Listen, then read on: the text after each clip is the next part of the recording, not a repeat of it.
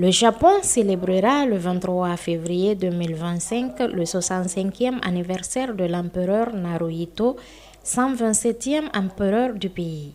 Cette journée, considérée comme une fête nationale, a été précédée en Guinée par une cérémonie officielle le 20 février 2025 à la résidence de l'ambassadeur à Landria dans la commune de Dixine. Le directeur national de la marine marchande a souhaité une bonne fête au peuple japonais et s'est félicité des liens entre le Japon et la Guinée.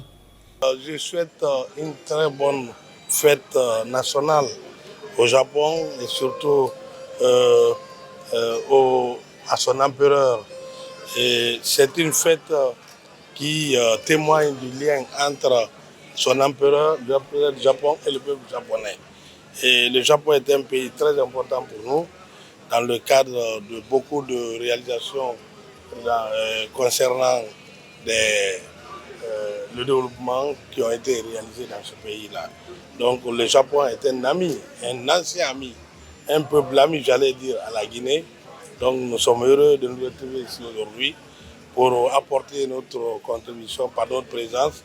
Et je pense que cela est important parce que le Japon, c'est un pays qui apporte beaucoup dans le cadre de la santé, dans le cadre du développement infrastructurel, dans le cadre de la pêche, dans le cadre des transports, dans beaucoup de cadres, le Japon est présent.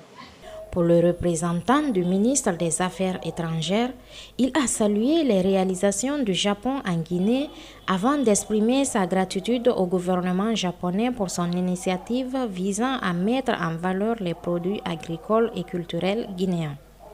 Cette fête que nous célébrons aujourd'hui est le symbole de la reconnaissance et de la consolidation des liens entre l'empereur et le peuple japonais.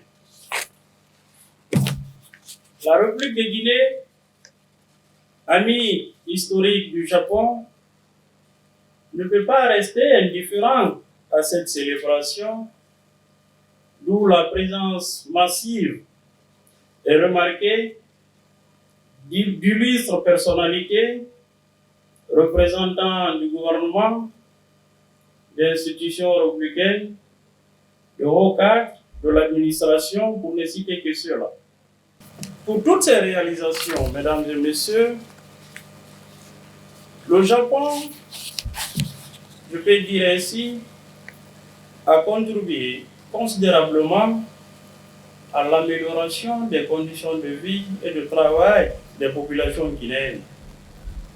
Quant à l'ambassadeur du Japon en Guinée, il a exprimé sa joie d'accueillir les invités à cette occasion, tout en mettant en avant un événement majeur pour le Japon en 2025, l'exposition universelle Osaka Kansai. 2 ans se sont écoulés depuis mon arrivée en Guinée, fin 2022. Et c'est la 3e fois que j'ai l'honneur d'ouvrir les portes de la résidence du Japon pour notre fête nationale.